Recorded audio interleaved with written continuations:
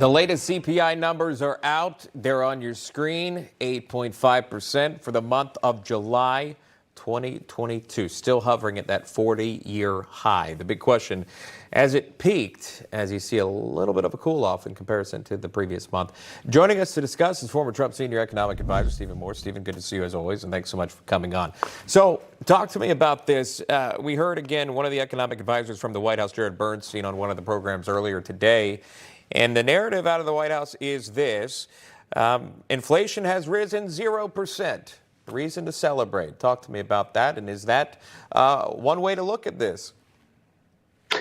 Wow. I was shocked that the White House wanted to take a victory lap on these numbers, because as you can see from that chart on your screen, I mean, we have the highest inflation rate in 40 years in this country. Now, did it come down a little tad bit in July? Yes. But I want to explain to your listeners why it is we're seeing slight improvements in inflation. And that's because things are so expensive right now that you're seeing a reduction in demand. So, for example, let's take gasoline prices, which have come down maybe 50, 60 cents a gallon.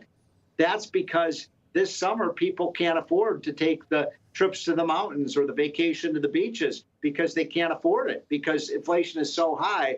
And so you're getting a reduction in demand for gasoline, and that's bringing the price down. That's not a very good reason we want prices to fall. And so if you look at the staples, if you look at the things that people have to buy at the grocery stores, from broccoli to eggs to milk to beef and things like that, those prices, as you can see, are up, 15, 20, 30%. And then gas prices and energy prices, utility prices are still up 30, 40, 50%. How anybody could say that's good news, I have no idea. Yeah, again, that is how it's being spun. I wanted to get this. I'm limited with time with you, but the Inflation Reduction Act that we've talked about, I want to show you this headline from Bloomberg, who obviously closely follows stories like this. It says this: J.P. Morgan says U.S. Inflation Act will hardly curb inflation.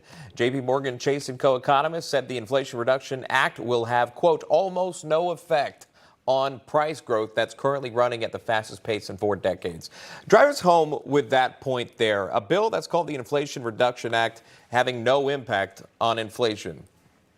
Well, I have to say, I totally disagree with J.P. Morgan. There's no question in my mind this will make inflation worse. So I think it's almost malpractice for J.P. Morgan to say that this is not going to affect the inflation rate. By the way, of course, Congress and the White House are guilty of false and misleading advertisement. This is not going to reduce inflation. When you add $700 billion of new spending and then you exacerbate the problem by raising taxes by $500, $600 billion, somebody's got to explain to me how that's going to reduce inflation. It makes absolutely no economic sense whatsoever. It's economic malpractice for these people to say that this is going to bring prices down. We know the reason we have high inflation right now is because of the out-of-control government spending. We should be cutting government spending now, not increasing it. We'll leave it right there. Stephen Moore, always a pleasure. Thank you for taking the time for the viewers today. We appreciate that. Thanks. See you soon. All right, see you soon. J.P. Morgan's CEO is warning that an economic hurricane is coming. Are you preparing? If you don't do anything, your 401k could be a 201k, and that is not good. So call our trusted friends at Lear Capital. For 25 years, Lear has helped investors own gold to protect against market chaos. It's a good thing. They can help you too. Get your information and up to $15,000 in bonus IRA gold. Just call this number, 800-880-4300. That's 800-880-4300.